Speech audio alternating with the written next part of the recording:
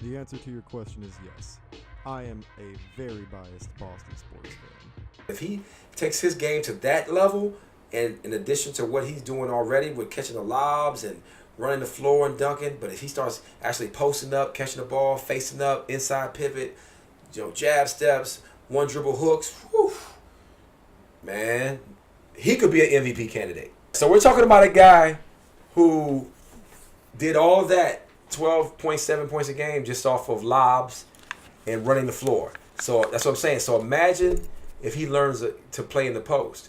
We're talking about an extra 10 points a game.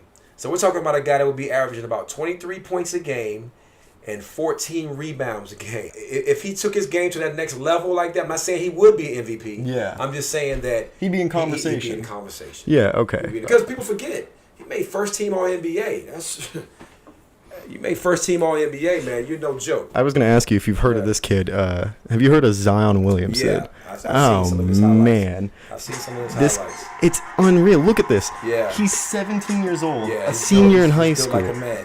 The one thing I will say about that kid, though, I've seen it a lot. Growing up, seeing a lot of guys who were so much better than the other kids their age and built like that at his age. And a lot of those guys don't succeed, though. I'm not saying he's not going to succeed. Yeah. But for his body to be like that this young, I think his body might start betraying him a little bit earlier.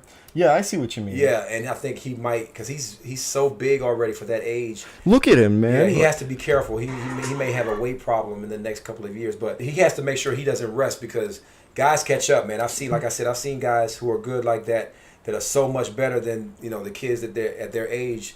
But guys like him, sometimes they tend to not get any better, and guys catch up. With everything going on in the NFL, you have guys that get injured, and unfortunately, they decided to go with Jay Cutler from Miami, which, just in all honesty, is Jay Cutler. He looks $10 million like a year. $10 million a year.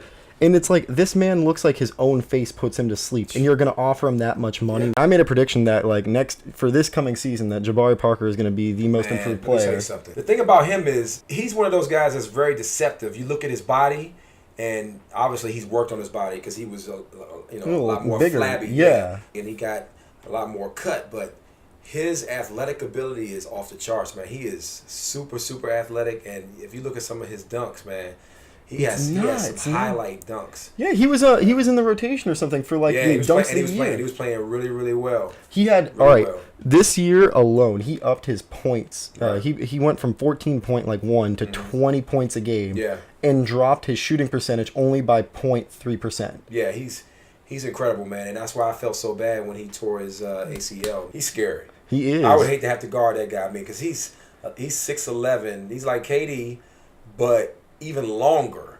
I mean, and we know KD is super long, but this guy, I don't think he's as fluid as KD. I agree. He's not as fluid with his ball handling because KD has excellent ball handling skills, but I think that Giannis attacks the basket a little harder. I agree. When he goes to the basket, I think Giannis really goes in with the intent of taking the rim down.